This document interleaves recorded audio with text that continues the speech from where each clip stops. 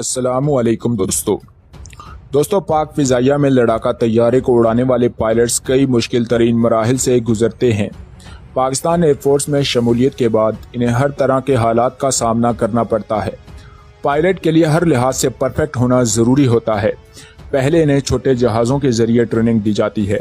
اس طرح کئی مراحل اور ٹیسٹ پاس کرنے کے بعد انہیں فائٹر پلین تک رسائی ملتی ہے۔ اس کے بعد بھی مزید ان کو لڑاکا طیاروں پر ٹریننگ دی جاتی ہے، تب جا کر ایک فائٹر پائلٹ تیار ہوتا ہے۔ یہ بات بالکل حقیقت ہے کہ لاکھوں میں سے کوئی ایک ہی فائٹر پائلٹ بن پاتا ہے، اور اگر کوئی لڑکی فائٹر پائلٹ بننے کا اعزاز حاصل کر لے تو وہ کوئی عام یا معمولی لڑکی نہیں ہوگی۔ دوستو، فلائنگ آفیسر مریم مختار شہید پاکستان کی وہ بہادر بیٹی تھی جو اپنی قابلیت اور محنت کے بل بوتے پر پاک فضائیہ میں فائٹر پائلٹ بنی۔ مریم مختار کا شمار لڑاکا طیارے اڑانے والی ان 5 خواتین پائلٹس میں ہوتا ہے جنہیں محاذ جنگ تک جانے کی اجازت تھی۔ مریم کو دوران ڈیوٹی شہید ہونے والی پاکستان ایئر فورس کی پہلی فائٹر پائلٹ ہونے کا اعزاز بھی حاصل ہے۔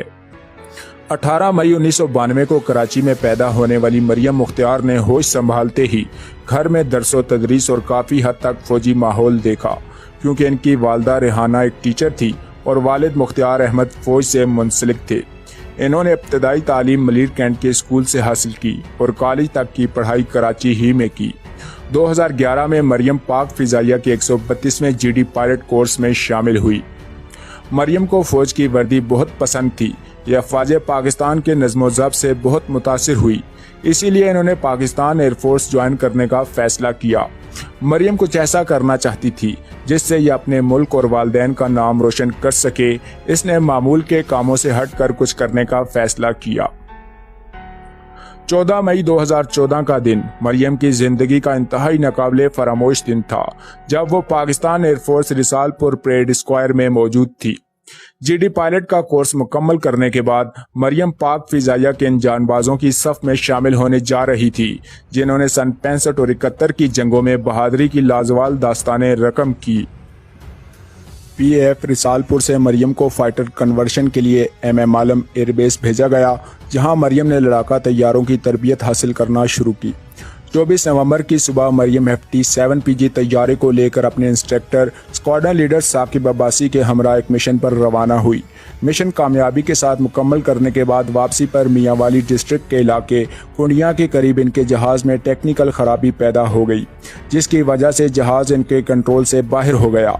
مریم اور اس کے انسٹرکٹر نے طیارے کو بچانے کی بہت کوشش کی، مگر ایسا ممکن نہ ہو سکا۔ ان کا طیارے سے نکلنا ضروری ہو گیا تھا۔ مشکل ترین حالات میں انہوں نے جہاز سے ایجیکٹ کرنے کا فیصلہ کیا، مگر نیچے زمین پر انسانی آبادی تھی۔ اپنی جان ہر کسی کو پیاری ہوتی ہے، مگر وہ کروڑوں میں کوئی ایک ہی ہوتا ہے جو اپنی جان دے کر دوسروں کی جان بچا لیتا ہے، اور مریم ان کروڑوں میں سے ایک تھی۔ یہ چاہتی تو اپنی جان بچا لیتی، پر زمین پر طیارہ گرنے سے کتنے لوگوں کی جان اور مال کو نقصان پہنچے گا، اس کے بارے میں اس نے سوچتے ہوئے اپنی جان کو داؤ پر لگا دیا اور طیارے کو زمینی آبادی سے نکالنے میں کامیاب ہو گئی۔ اس کے بعد انہوں نے طیارے سے ایجیکٹ کیا۔ مریم کے instructor squadron leader Saqib Abbasi ejection میں کامیاب ہو گئے، مگر مریم مختار کی ایجیکشن کے دوران طیارہ کریش کر گیا، جس میں مریم مختار شہید ہو گئی۔